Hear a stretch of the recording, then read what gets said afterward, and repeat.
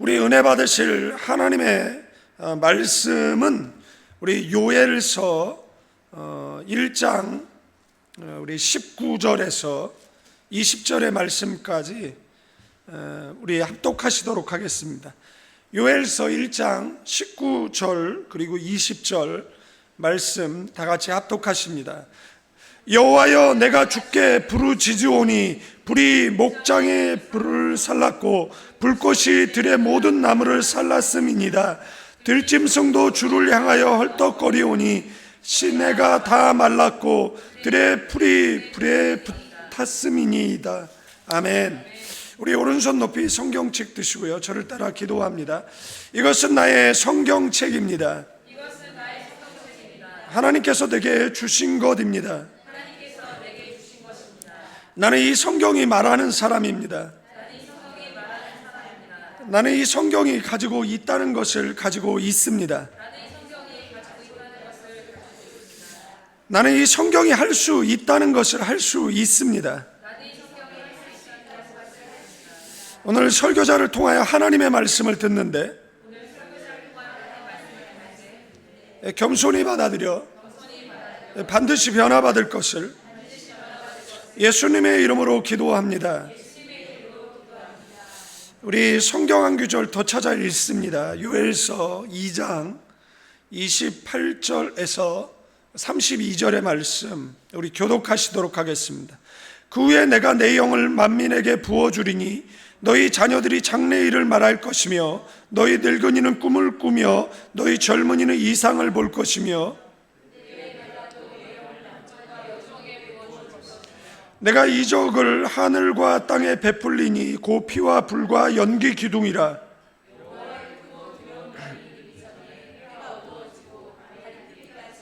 우리 같이 읽습니다. 누구든지 여호와의 이름을 부르는 자는 구원을 얻으리니 이는 다 여호와의 말대로 시온산과 예루살렘에서 피할 자가 있을 것이며 남은 자 중에 나 여호와의 부름을 받을 자가 있을 것임이니라.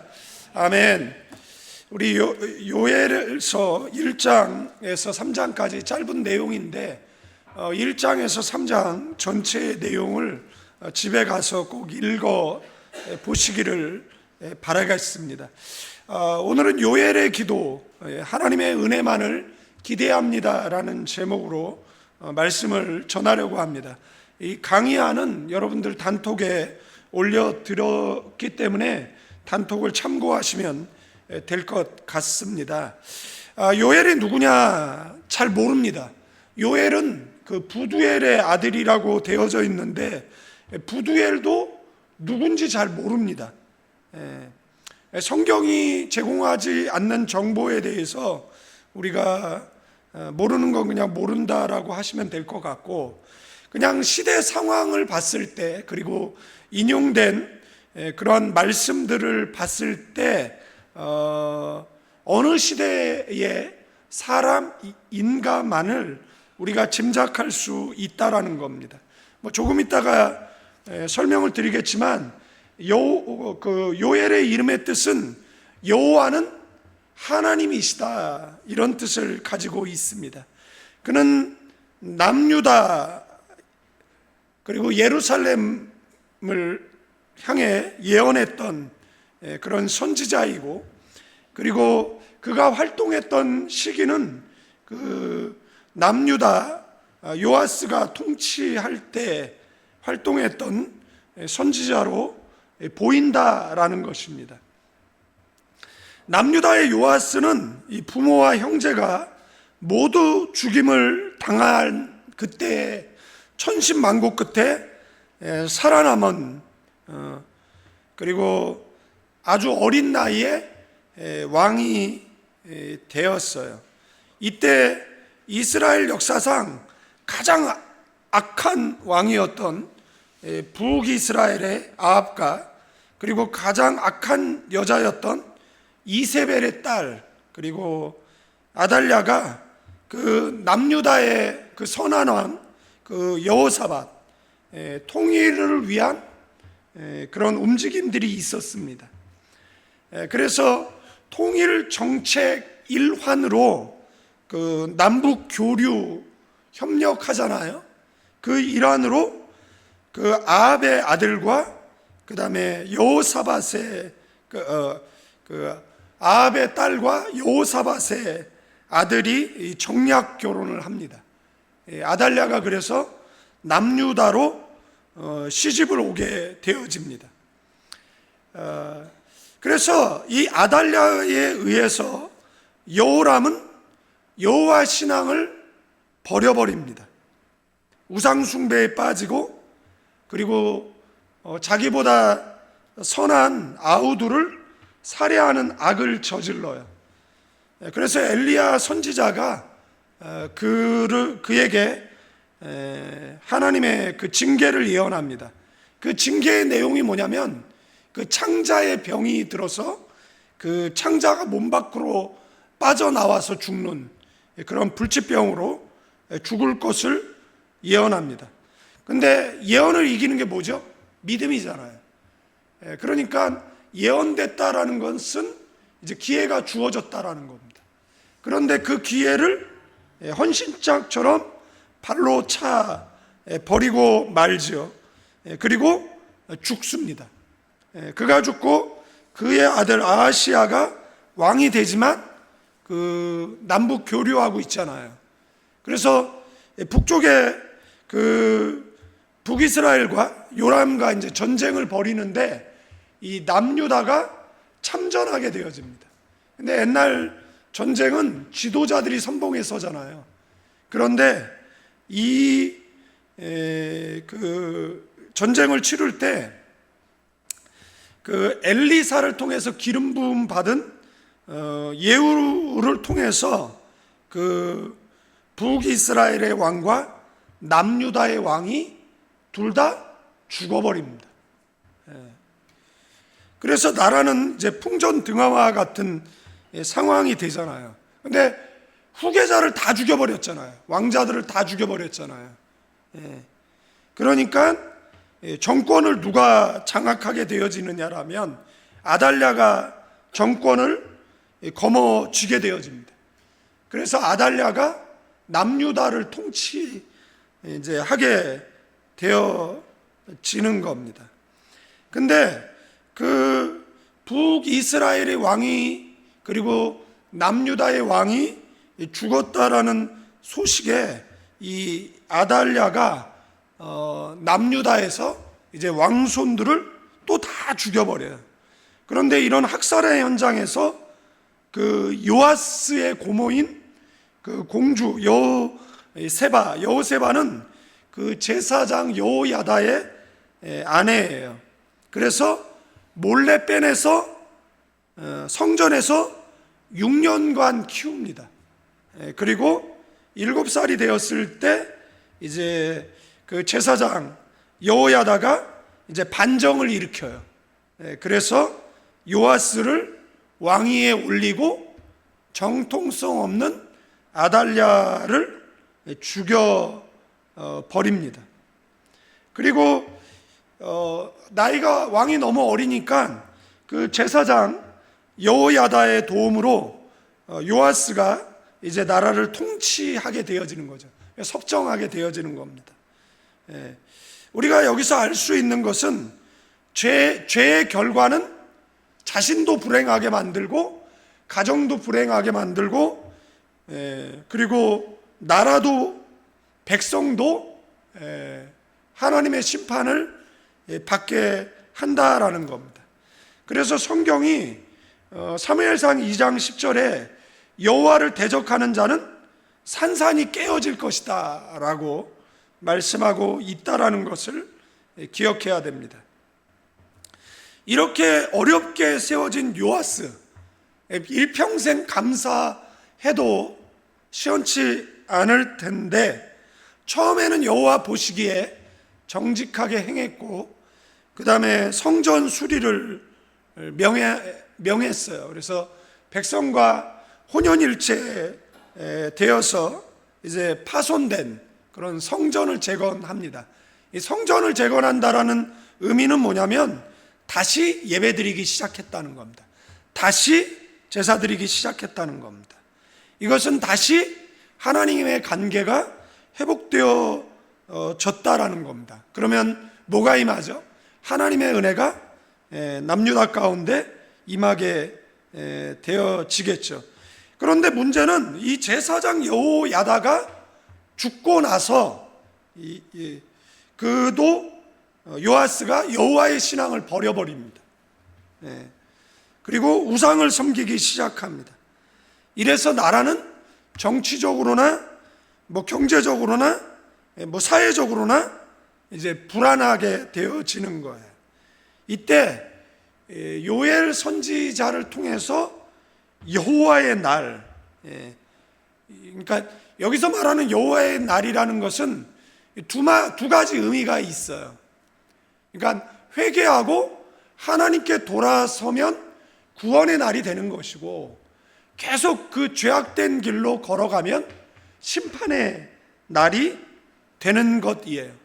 그래서 요엘 선지자는 이 여호와의 날을 선포하는 거예요. 그래서 요아스는 하나님께서 보내신 요아스에게 요엘뿐만 아니라 스가랴뿐만 아니라 이제 많은 선지자를 통해서 하나님께로 돌아가라고 이야기하지만 요아스는 그것을 거부합니다. 그리고 그 자신을 왕으로 세운 그 여호야다의 아들 그 스가랴 선지자가 이제 하나님의 그 심판 그 메시지를 전하게 되어지는데 듣기 싫은 거예요. 그래서 어떻게 했느냐라면 자기 부하들을 시켜서 스가랴 선지자를 돌로 쳐서 죽입니다. 성경에는 기름 부음 받은 자에게 손대지 말라라고 했잖아요.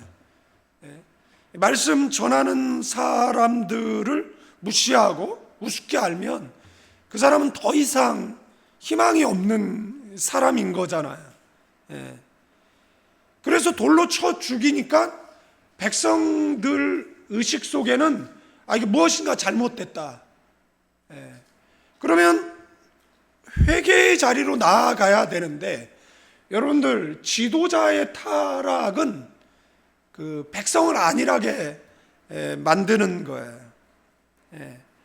그래서 그들은 회개의 자리로 나아가지 않습니다. 그러니까 성경에 보면 선지자를 통해서 말씀하세요. 그러니까 설교할 때 듣는 게 가장 좋습니다. 옆 사람에게 설교할 때 듣자. 다솜자매 닮은 사람이 앉아 있는데 요즘은 그냥 닮은 사람들이 많아가지고. 근데 자 보세요. 자 말로 할 때 듣자. 옆 사람에게 말로 할 때 듣자. 그죠? 맞고 들을래? 말로 할 때 들을래? 그러니까 설교할 때 듣는 게 가장 최선의 선택입니다. 그런데 설교할 때 듣지 않는 거예요. 사람을 통해서 말할 때 듣지 않는 겁니다. 그러면 순서대로 이야기하면 이제 회초리가 나오겠죠. 막대기가 나오고 몽둥이가 나오고 그 다음에 철장이 나오는 겁니다. 그러니까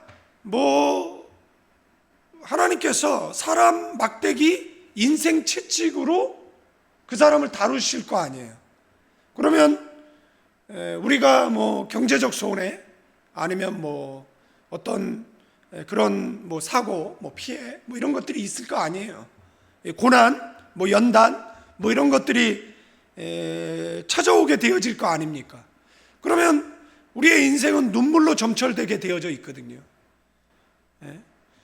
그러니까 요아스가 누구의 말을 들었어야 됩니까? 요엘 선지자의 말을 들었어야 되고 스가랴 선지자의 말을 들었어야 되는 겁니다. 안 들으니까 하나님께서 뭐 하는 겁니까? 여러분들 지도자의 죄는 일반 백성의 죄보다 커요. 그래서 왕이나 제사장이 범죄했을 때는 제물로 소를 드리게 되어져 있잖아요. 왜 그렇습니까? 지도자들은 일반 백성보다 책임이 크기 때문에 그렇다라는 사실입니다. 그래서 하나님께서 이제는 자연을 통해서 말씀하시는 겁니다. 그래서 성경 피시고 요엘서 1장 4절을 다 같이 찾아 읽으시면 팥종이가 남긴 것을 메뚜기가 먹고 메뚜기가 남긴 것을 느치가 먹고 느치가 남긴 것을 황충이가 먹었도다. 그러면 팥종이, 메뚜기, 느치, 황충이가 뭐냐? 그냥 메뚜기예요. 메뚜기가 먹은 거를 메뚜기가 먹고 메뚜기가 먹은 거를 메뚜기가 먹고 메뚜기가 먹은 걸 메뚜기가 먹는다, 뭐 이런 의미예요. 그러니까 여러분들 메뚜기 떼가 사방 150km를 초토화시키는 겁니다. 그러니까 메뚜기 떼가 한번 지나간 곳은 황폐해져 버려요. 더 이상 먹을 게 없을 정도의 그런 어떤 자연재해라는 것이에요. 뭐 지금도 가끔 아프리카 지역이나 중동 지역에 메뚜기 떼로 인해서 1년 농사를 다 망쳐버리는 그런 뉴스를 우리는 접하게 되어진다라는 사실입니다. 한 번 왔을 때 깨달아야죠. 두 번 왔을 때, 세 번 왔을 때, 네 번 왔을 때 돌이킬 수 없는 겁니다.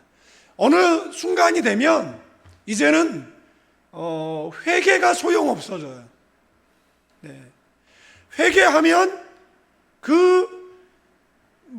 고난 가운데서, 그 멸망 가운데서 건져내긴 하지만 하나님께서 그 멸망을 온전히 당하게 되어진다라는 것을, 그러니까 거기까지 가면 안 되잖아요. 그죠?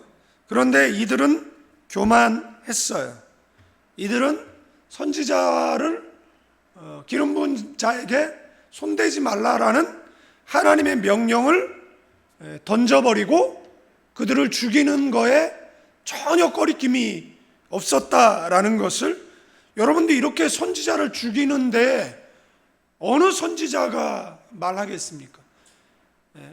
말할 담력이 없어서 말을 하지 않는 게 아니라 말할 가치가 없어서 말 안 하는 거예요. 두려워서 말 안 하는 게 아니라, 무서워서 말 안 하는 게 아니라 가치가 없어서 말 안 하는 겁니다.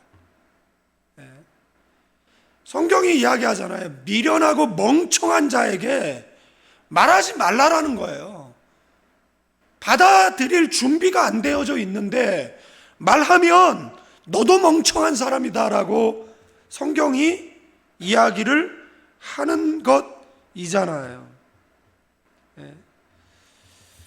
아람 군대의 침략으로 요아스는 크게 상처를 입고 부하들 손에 비참한 최후를 맞이하게 되어졌습니다. 지도자를 잃은 나라는 어떻게 됐을까요? 여호와의 날, 여호와께서 역사의 어느 한순간에 개입하셔서 악인을 멸하시고 의인을 구원하시는 심판의 날, 그죠? 의인에게는 구원의 날, 악인에는 어떤 날이요? 여러분들 종말이요, 우리에겐 기쁜 날이잖아요. 구원의 날이니까, 그죠? 아멘. 악인에게는 심판의 날입니다. 이 날은 악인들에게는 멸망이 행해지는 저주의 날이에요.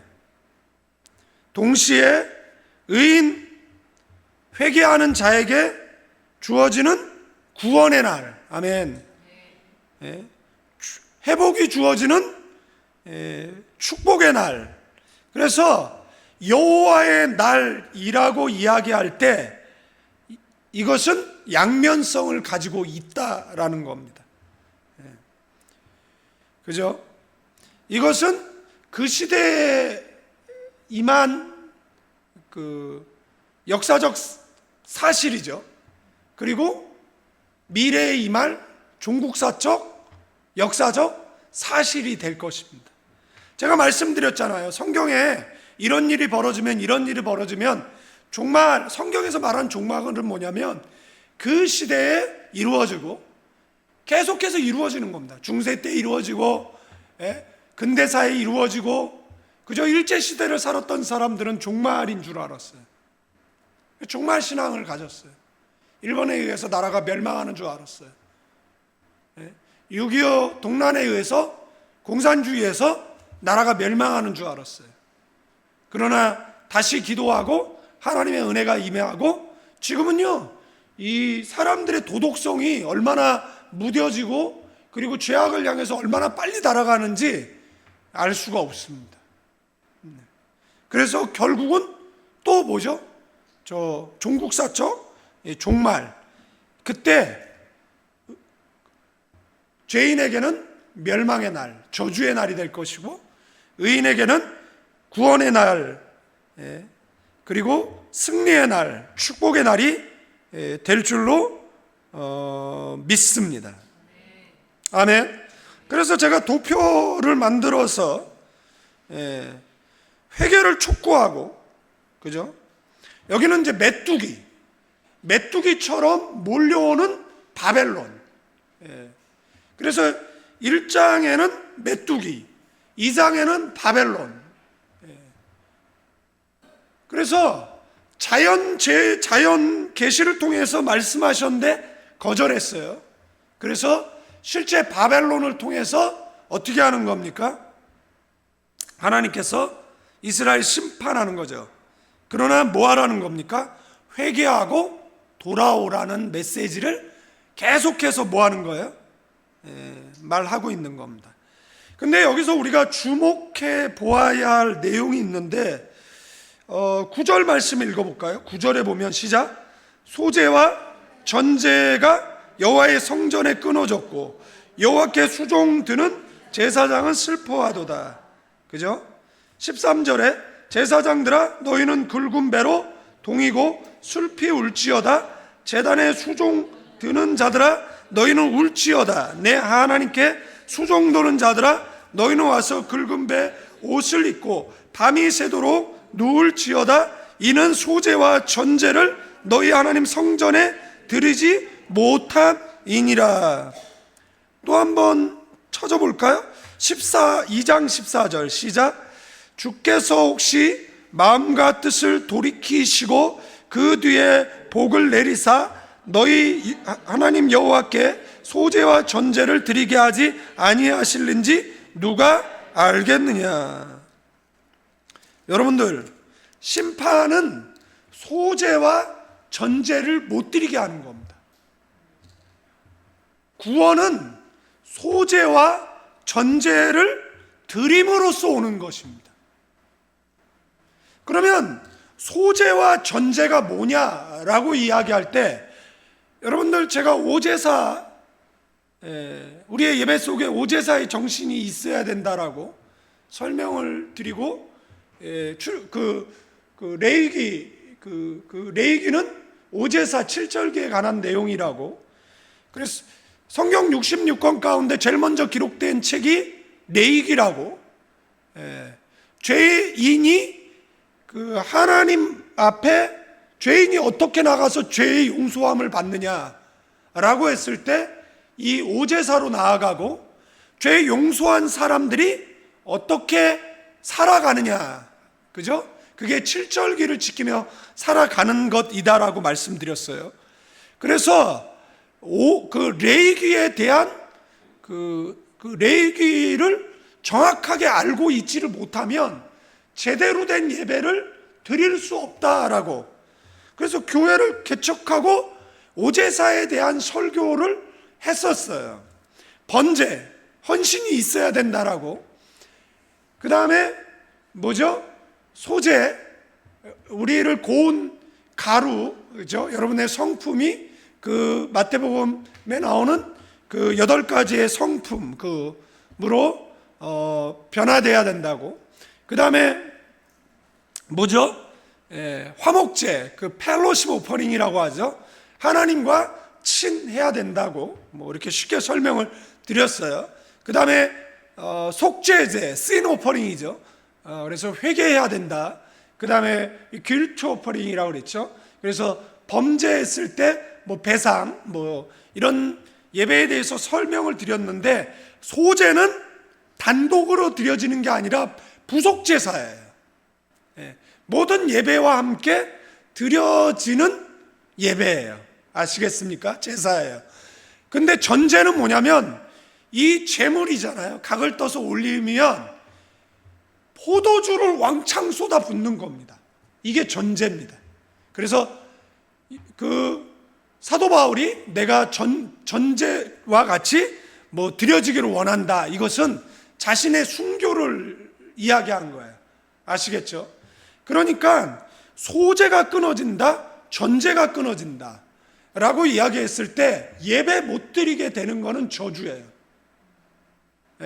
여러분들이 예배의 시험을 받는다, 이거 저주라는 걸 아셔야 됩니다. 회복도 예배를 통해서, 심판도 예배를 통해서라는 겁니다. 시간은요 절대 갚을 수 없습니다.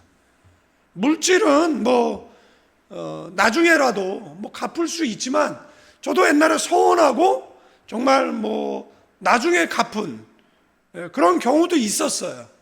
그러나 시간은 절대 갚을 수 없어요.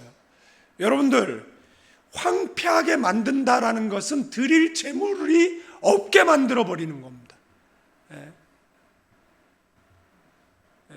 또 물질 얘기하면 시험의 파도가 밀려갈까 염려되는데, 여러분들, 드릴 것이 없게 되어진다라는 것, 이것은 우리의 삶을 황폐화시키는 거잖아요. 그럴 때일수록 과부의 두 랩돈처럼 하나님 앞에 드려야 돼요. 수돗물이 시냇물이 되고, 시냇물이 강물이 되고, 강물이 바다가 될 수 있도록. 아멘. 그래서 그 이야기를 하는 거예요. 메뚜기 한때 쑥대밭을 만들었는데, 그 다음 메뚜기가 와서 또 쑥대밭을 만드는 거예요. 그 다음 메뚜기 떼가 와서 또 쑥대밭을, 그 다음 여러분들, 이렇게 되면 무슨 문제가 발생합니까? 짐승들이 다 파리해져 갑니다. 그러면 무슨 문제죠? 흠이 없는 짐승이 없어서 하나님 앞에 제사를 드릴 수 없게 되어져요. 그래서 여기에서 소제, 전제, 그래서 도표를 통해서 말씀드렸던 것처럼 심판의 날은 뭐예요? 소제와 전제가 끊어지게 만든다는 겁니다. 그런데 구원의 날에는 뭘 드리게 한다는 거죠? 소제와 전제를 드릴 수 있게 한다라는 겁니다. 다 설명을 드릴 수가 없어요. 그러니까 참조해서 보시면 아마 이해가 되어지리라고 생각이 되어집니다. 이럴 때 제사장들은 뭘 잃어버리는 거죠? 자신의 본분을 잊어버리게 되죠. 그러니까 제사 드리러 사람들이 올 수 없고, 제사장들은 제사를 집례할 수 없게 되어지는 겁니다. 그러니까 뭐 하라는 거예요? 굵은 배를 동이고 슬피 울라라는 겁니다. 수종 드는 자들아 너희는 울라라는 겁니다. 굵은 배 옷을 입고 밤새도록 울라라는 겁니다. 소제와 전제가 하나님의 성전에 드리지 못함을 인하여서, 그 다음에 뭐예요? 드릴 수 있게 해달라고 기도하라는 겁니다.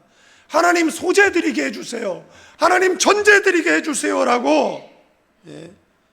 백성들, 신혼 부부는 집에서 나오고 모든 백성에게 금식을 선포하고. 여러분들, 국가적 금식은요 대속죄일 외에 선포하는 거잖아요. 물론 이제 국가적 위기에 선포되어진 경우가 성경에 나와요. 그래서 뭐 하는 거예요? 금식일을 정하고, 1장 14절이죠. 성회를 소집하고 장로들과 이 땅의 모든 주민들은 너희 하나님 여호와의 성전으로 모으고 여호와께 부르짖으라는 거예요. 아멘. 예. 16절에 뭐예요? 먹을 것이 끊어졌고 기쁨이 끊어졌어요. 여러분들 여기에 보면 16절에 너희 하나님 성전에서 끊어지지 아니하였느냐. 성전을 통해서, 소재와 전제를 통해서 뭐가 공급되는 겁니까? 기쁨이 공급되는 겁니다.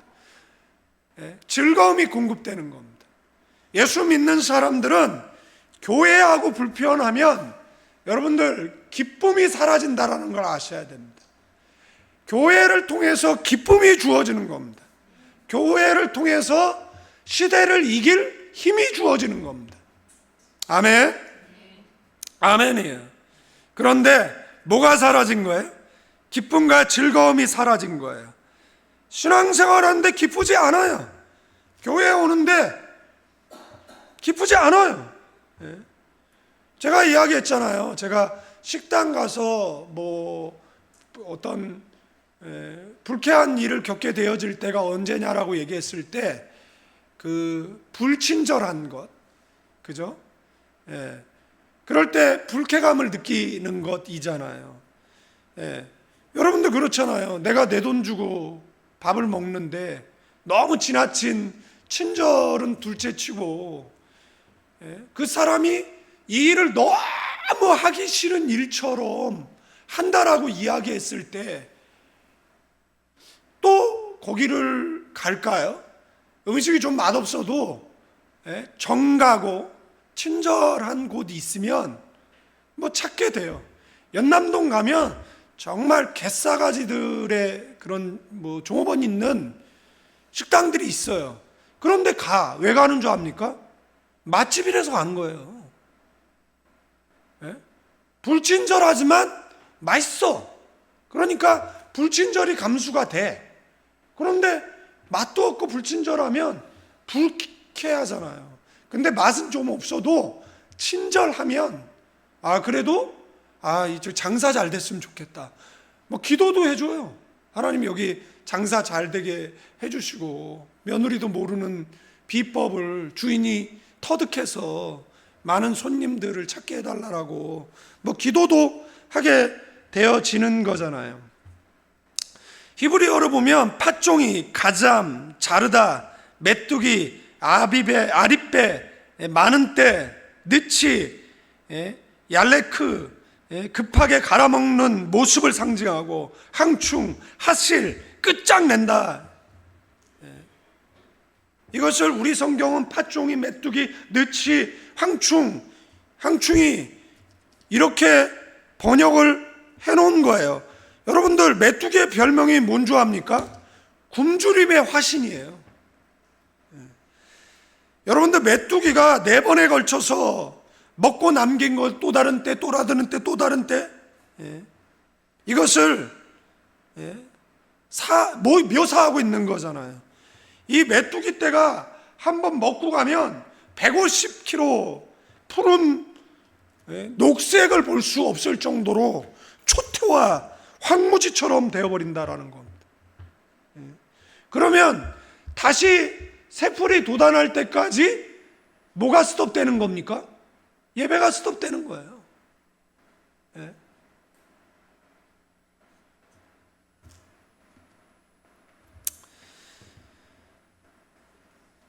그 다음에 이 메뚜기가 지나간 다음에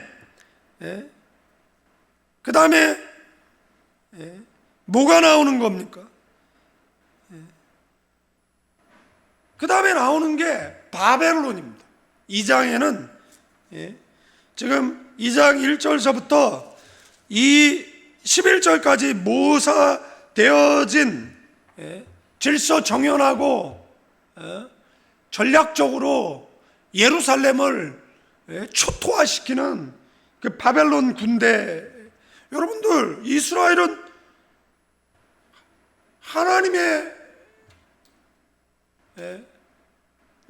하나님이 주인 되시는 바실레이아 백성들이잖아요.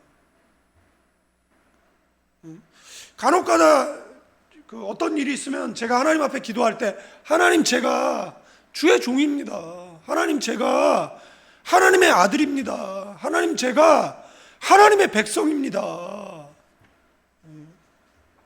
그렇게 기도할 때가 있거든요. 마음 상하고 이럴 때, 그죠? 여러분들, 존귀의 처하나 깨닫지 못하는 사람은 멸망으로 달려가는 짐승 같다라고, 바로 이스라엘 백성을 향해 말씀하시는 것 같습니다. 이러한 때 뭐 하라는 겁니까? 요엘서 1장 13, 14절, 그 다음에 요엘서 2장 12, 17절 성회를 선포하라고 말하고 있는 것을 보게 되어지는 것. 어떤 성회죠? 회개의 성회. 여러분들, 지난주 주일 한국교회가 그 광화문에 그동안 뭐 촛불, 태극기, 얘네들이 이야기한 숫자로 이야기하면 1000만 명이 모인 거예요. 그죠? 걔네들 맨날 뭐 시청에서 저기 뭐 광화문에서 시청까지 모이면 100만 명 모였다는 거잖아요. 광화문에서 시청까지 아무리 모아야 20만 명 못 모인다라고 이야기하는데, 걔네 뭐 100만 촛불, 100만 태극기 맨날 그렇게 이야기를 하고 있잖아요. 만약에 걔네들의 논리대로 이야기하면 1000만 명이 모인 거잖아요. 그런데 유수에 그거 내보내 줍니까? 여러분들, 트럼프가 대통령 되면 미국의 언론이 얼마나 타락했다라는 것을 우리가 알 수 있는 거잖아요. 그것은 힐러리하고 트럼프 선거할 때 이미 밝혀진 거잖아요. 언론이 공정하지 않다라는 것을. 힐러리가 될 거라고 그렇게 떠들었잖아요. 그런데 안 됐잖아요. 너무 표차가 많이 나게. 여러분들, 이제 트럼프가 또 되면 미국의 언론이 얼마나 거짓말하고 한국의 언론이 얼마나 타락하고 있다라는 것을 알 수 있는 거잖아요. 정의가 없잖아요. 여러분들, 요엘은 하나님의 성전에 일하는 제사장들을 향해서 뭐 하라는 거예요? 울라라는 겁니다. 회개하고 여호와께 부르짖어 국률과 자비를 구하라는 겁니다. 그러면 이 날이 구원의 날이 될 수도 있고 이 날이 심판의 날이 될 수도 있다는 겁니다. 저와 여러분의 인생에 어떤 문제가 생기셨습니까? 여러분도 오늘 기도하면 우리에게 구원의 날, 승리의 날, 축복의 날이 될 줄로 믿습니다. 세 번째, 요엘의 기도를 준비하면서 요엘이 도대체 어디서 기도했지를 찾았더니 19절과 20절이 요엘의 기도입니다. 1장 19절 그리고 20절 다 같이 읽어봅니다. 여호와여, 내가 주께 부르짖으오니 불이 목장의 불을 살랐고 불꽃이 들의 모든 나무를 살랐음이니이다. 들짐승도 주를 향하여 헐떡거리오니 시내가 다 말랐고 들의 풀이 불에 탔음이니이다. 메뚜기 떼가 불같이 모든 푸른 풀, 나무 열매를 갈아먹었어요. 재앙이에요. 여러분, 나무는 몇 년이 지나야 회복이 됩니다. 여기에 이것으로 끝나지 않았어요. 극심한 가뭄값이 겹쳤어요. 아사가 일어나기 시죠. 들짐승도 먹을 풀이 없고 마실 물이 없는 거예요. 하나님의 무서운 심판. 인간의 능력으로 도저히 이 어려움을 이겨낼 힘이 없는 거예요.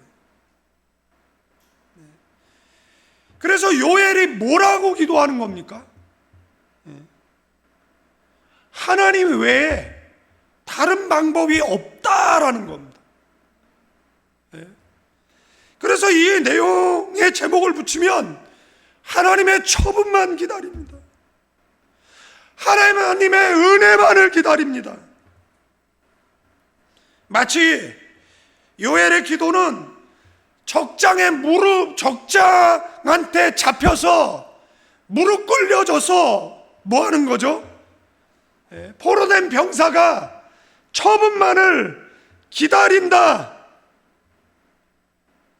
라는 모습처럼 보인다는 겁니다. 그가 할 수 있는 유일한 길이 뭐예요? 하나님의 처분만을 기다립니다. 하나님의 은혜만을 기다립니다.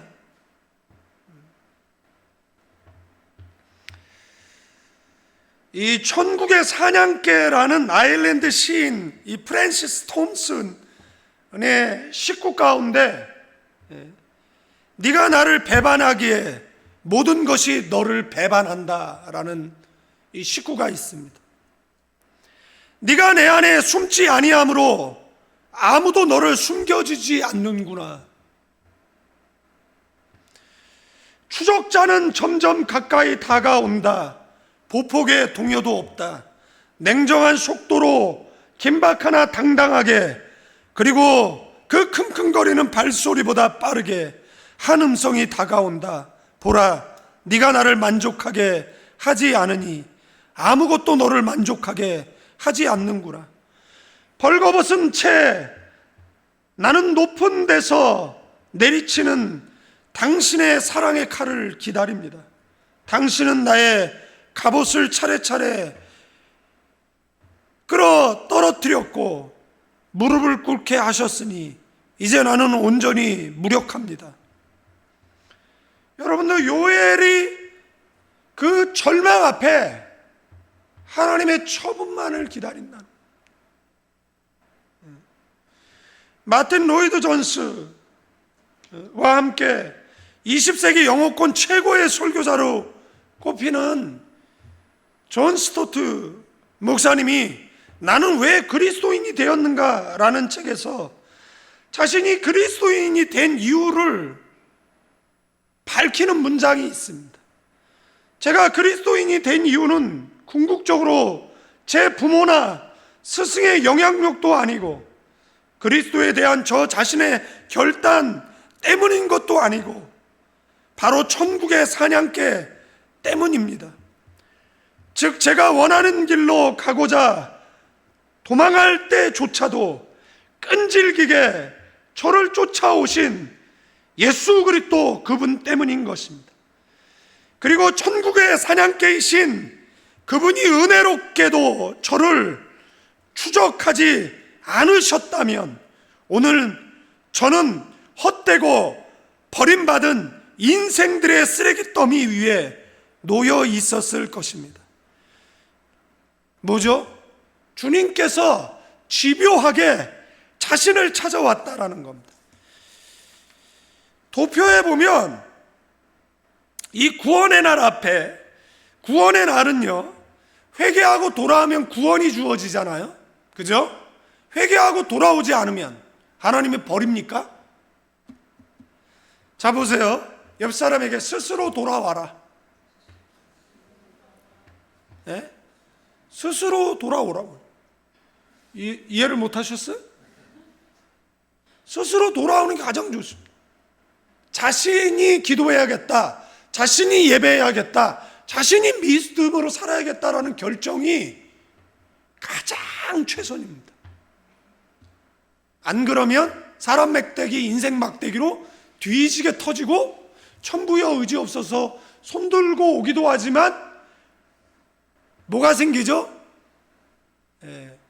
오히려 분노가 일어나서 영원히 하나님을 떠나 버리려고 하는 경우들도 있죠. 그래서 거기 써놨어요. 회개의 기회를 놓치면 어떻게 되죠? 스스로가 아니라 하나님께서 회복시켜 주시는 절대적 순간, 여호와께서 돌아오게 하시는 날, 그죠? 그게 3장에 나오는 거예요. 이스라엘은 스스로 돌이켰습니까? 아니요. 하나님께서 천국의 사냥개 마냥 우리를 추적하고 추적해서 뭐하게 한 거예요? 끝내 돌아오게 하셨다라는 겁니다. 그래서 뭐 한 거예요? 복을 주셨다라는 겁니다. 그래서 뭐 하는 거예요? 소재 전제 드리게 하시고 곡식 세포도주 기름이 넘치게 하시고 평화와 기쁨 즐거움이 회복되어지고 이른비 늦은비 풍족 주시고 그 다음에 뭐죠? 성령을 부어주시고 꿈과 이상 구원받게 하시고 사로잡힌 땅에서 다시 곧도로 돌아오게 하신다. 아멘. 그래서 도표를 참조하시면 될 거예요. 이 프랜시스 톰슨이 쓴 제목이 뭐라고요? 천국의 사냥개. 이 프랜시스는 아버지로부터 사랑받지 못한 외로운 유년기를 보냈어요. 아버지 기대에 어긋나게 신부도 되지 못하고 의사도 되지 못하고 군인도 되지 못했어요. 아버지는 옥스포드에서 수학하기를 원했지만 프랜시스는 마약에 빠져 런던 빈문굴에서 살았습니다. 그런 중에도 그는 자신을 계속해서 추적해 오시는 주님을 느낍니다. 주님의 추적에서 벗어나 보려고 발버둥 치다가 결국 그리스도 앞에 무릎을 꿇게 되었습니다. 그리고 그의 인생은 극적으로 바뀝니다. 그리고 천국의 사냥개라는 기념비적인 시를 쓰게 되어졌습니다. 아멘. 요엘서 32장 다 같이 읽어볼까요? 시작. 누구든지 여호와의 이름을 부르는 자는 구원을 얻으리니 이는 나 여호와 말대로 시온산과 예루살렘에 피할 자가 있을 것이며 남은 자 중에 나 여호와의 부름을 받을 자가 있을 것임이니라. 자, 예루살렘 멸망의 순간 조금 더 일찍 회개했으면 좋았을 텐데 그래도 늦게나마 회개했더니 하나님은 그 환난 가운데서 뭐 했어요? 구원해 내셨다라고 성경은 오늘 우리에게 말하고 있는 겁니다. 이 무서운 심판, 이 재앙이 메뚜기 떼처럼 우리 앞에 한 걸음 다가오고 있을 때 금식과 회개로 나아가 여호와의 이름을 부르는 자는 구원을 얻을 것이다라는 요엘의 간절한 외침이 이 시대를 살아가는 저와 여러분들의 귓가에 맴돌아야 될 줄로 믿습니다. 여러분들 마치 북한을 들어서 다시 한번 뭐 싸워서 이길 수 있겠죠. 그러나 남북이 정말 철두철미하게 파괴될 수밖에 없다라는 것 우리는 너무 잘 알고 있습니다. 우리가 회개하지 않고 끝까지 교만하고 한국 교회가 영적 잠 가운데 깨어 일어나지 않고 교회가 매일 똥 같은 것 가지고 교회 내에서 싸움질이나 처하고 있는 그럴 때 한국 교회는 또 하나님의 준엄한 그런 채찍, 일제치하 35년, 6.25 동란, 그리고 위기, IMF와 오일 쇼크, 팬데믹, 그런 고난, 그러나 그럼에도 불구하고 우리는 교만을 내버리고, 여러분들 교만한 사람은요 기도하지 않습니다. 겸손한 사람은 기도하는 사람인 줄로 믿습니다. 하나님은 여호와의 이름을 부르는 자, 요엘서 2장 30, 31절에 내가 이적을 하늘과 땅에 베풀리니 곧 피와 불과 연기 기둥이라. 여호와의 크고 두려운 날이 이르기 전에 해가 어두워지고 달이 삐삐 같이 변하려니와. 여러분들, 이 엄청난 재난, 이 재난과 어려움을 전제하고 있어요. 그러니까 이제는 이 재난을 피할 길이 없는 겁니다. 하나님도 참고 참는데, 또 참고 또 참고 또 기다리셨는데, 이제 임계점에 이르러서 이제는 기도해도 이 엄청난 재난, 어려움, 피할 수 없는 힘든 상황, 그러나 그 가운데서라도 여호와의 이름을 부르는 그들을 보호하고 피할 길을 주시고, 구원하시고 고난을 이기고, 아멘, 복을 주실 거라고 요엘은 희망의 메시지 또한 전하고 있는 줄로 믿습니다. 사랑하는 성도 여러분, 우리는 여호와의 이름을 불러야 합니다. 하나님을 향한 우리의 기도를 멈추면 안 됩니다. 누가 나오면 좋죠, 많이 나오면. 그러나 내가 나와 있다라는 사실이 더 중요하다라는 사실입니다. 우리가 직면한 모든 어려운 상황 가운데서 건져주실 것입니다. 지키시고 구원해 주실 것입니다. 우리는 하나님을 믿고 기도하고 있는 한 우리는 결코 환난 가운데에서도 버림받지 않을 것입니다. 오히려 힘든 상황 가운데에서도 구원받고 아름다운 승리를 하게 되어질 줄로 믿습니다. 이것이 우리가 붙잡아야 될 믿음의 결론이라는 것입니다. 여러 가지 불안과 두려움이 밀려올지라도 요엘의 간절한 외침, 누구든지 여호와의 이름을 부르는 자는 구원을 얻으리라. 여러분들, 그때뿐 아니라 지금도 동일하게 역사하시는 말씀인 줄로 믿습니다. 어떤 상황이든지 어떤 환경에 있든지 여호와의 이름을 부르는 자는 구원을 얻습니다. 여호와의 이름을 부르는 것은 결코 쉬운 일이 아니에요. 어려운 일을 만났다라고 해서 모든 사람이 기도의 자리로 나아오는 것은 아닙니다.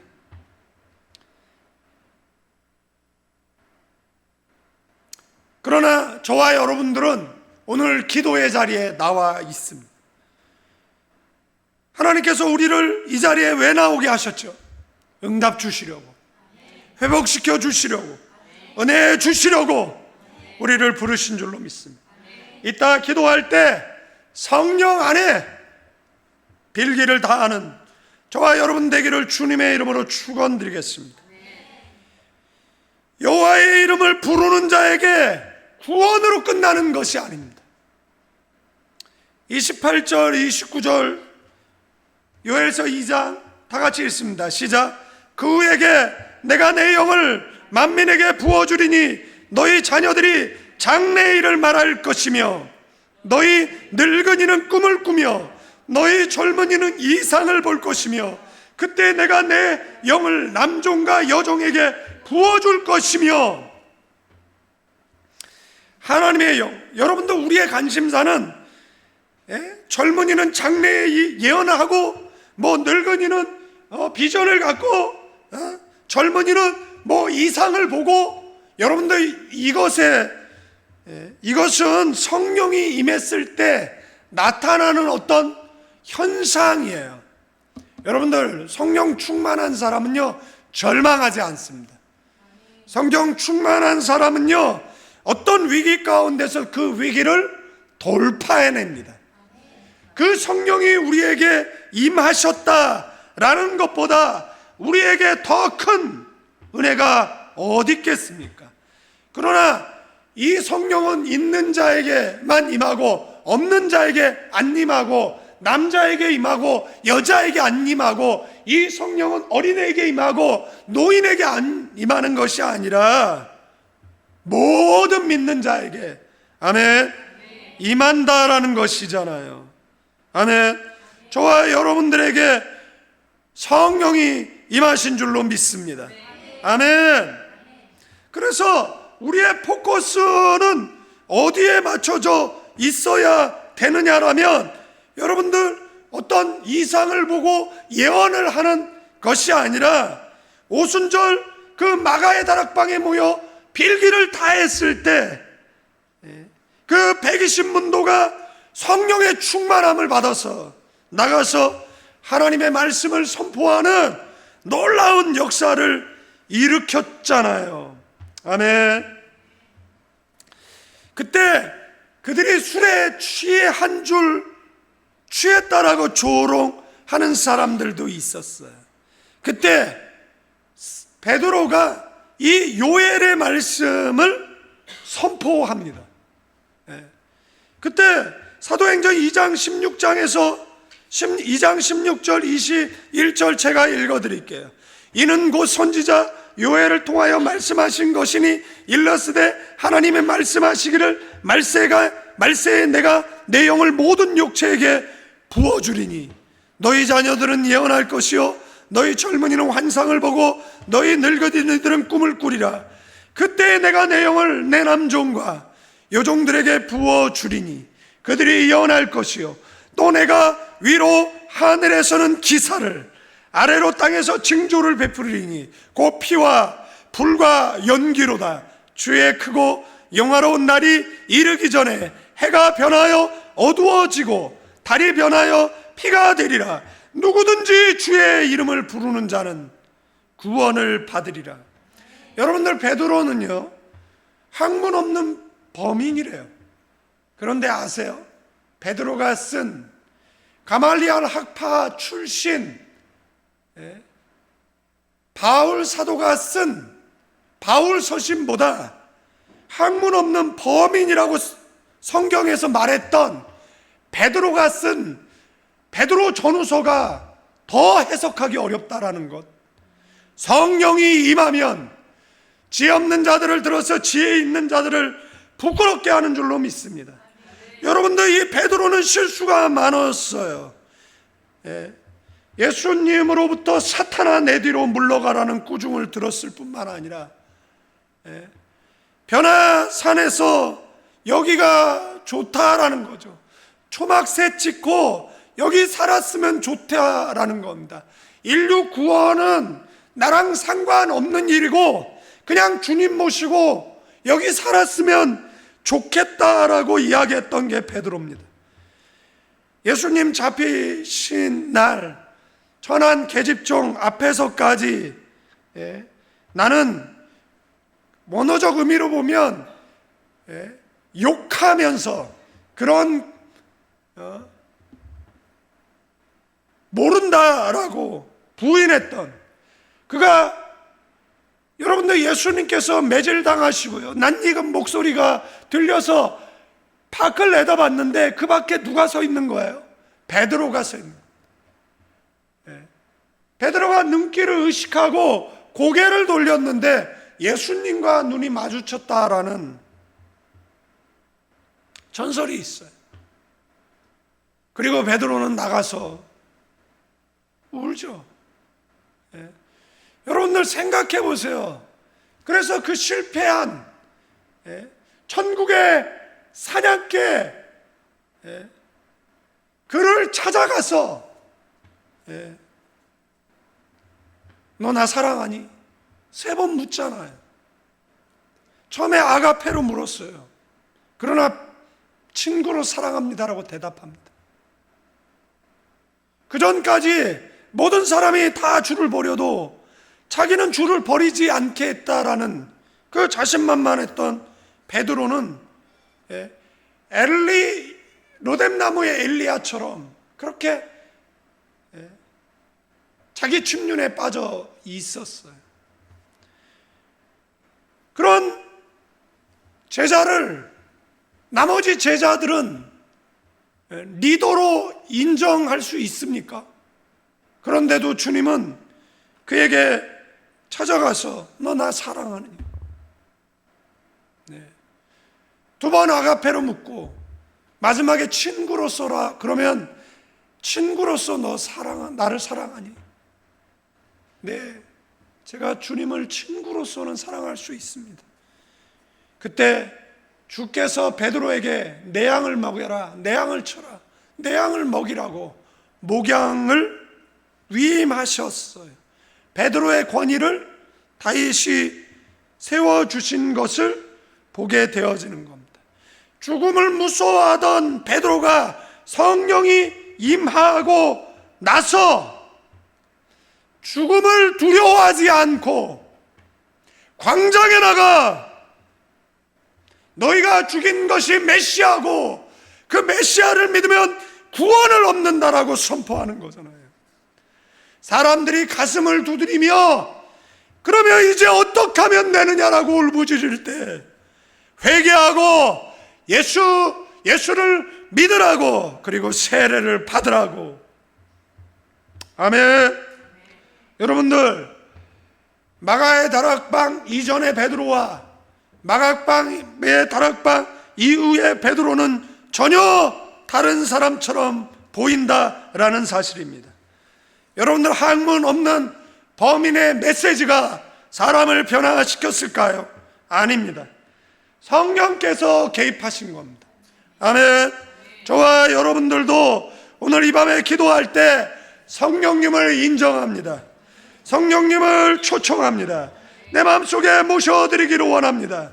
내 인생의 주인 되어 주셔서 내 인생을 바른 길로 이끌어 달라고 여러분들은 기도하셔야 될 줄로 믿습니다. 여러분들, 모든 문제의 해답은 뭐죠? 하나님의 영이 우리 가운데 임해야 되는 것입니다. 그래야 맡기신 사명을 감당할 수 있습니다. 주의 영이 부어져야만 기도할 수 있습니다. 시간 가는 줄 모르고 기도할 수 있어요. 주의 영이 부어져야만 기쁨으로 찬양할 수 있어요. 여러분들, 기쁨으로 찬양하는 척, 예수 믿는 척 할 수 있어요.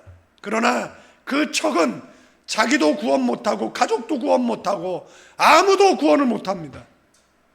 구원은 흉내로 되어지는 것이 아니라는 것입니다. 그래서 찬양단은 기름 부으심이 있어야 되고 사역자도 기름 부으심이 있어야 되고, 우리의 인생 가운데 여러분들, 사람들이요, 치료가 필요하죠. 어떤 사람은 영적인 치료가 필요하고 어떤 사람들은 정신적인 치료가 필요해요.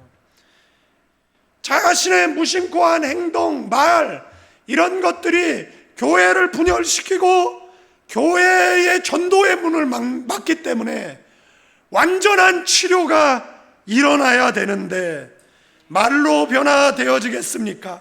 잔소리하면 달라지겠습니까? 이러지 말자라고 얘기하면 교회가 바뀌겠습니까? 이 빌런 하나 없으면 저 빌런 나타나고 저 빌런 하나 없으면 또 다른 빌런이, 숨겨진 빌런들이 수면 위로 떠올라 하나님의 교회의 부흥, 발전, 성장을 끊임없이 가로막는다라는 건 생각해 본 적 있습니까? 그래서 주의 영이 부어져야만 온전한 치료가 이루어지는 줄로 믿습니다. 주의 영이 오늘 가나안 교회에 부어주셔서 이 자리에 모인 사람들이 성령 충만해서 하나님, 우리의 전인격의 변화가 일어나게 하옵소서. 영적으로 치유되고 정신적으로 치유되고 육적으로 치유되는 역사가 있게 해달라고. 주의 영이 임하여 슬픔이 변하여 기쁨이 되는 줄로 믿습니다. 두려움이 변하여 찬송이 되어질 줄로 믿습니다. 주의 영이 부어져야 중독에서 벗어날 수 있고 끊어야 될 것들을 끊어내고 그리고 상황을 이길 수 있게 되어지는 줄로 믿습니다. 주의 영이 우리 가운데 부어지면 전쟁이 일어나도 아무리 무섭고 두려운 날이 올지라도, 우리가 아무리 힘든 상황 가운데 빠질지라도 우리는 하나님이 지키시고 하나님이 보호하시고 그 가운데서 담대히 주님의 이름을 부르고 주님의 약속인 구원을 믿고 찬송하며 간증하며 나아갈 수 있는 줄로 믿습니다. 여러분들, 주의 영이 부어지지 않고서는 성령 충만할 수가 없습니다.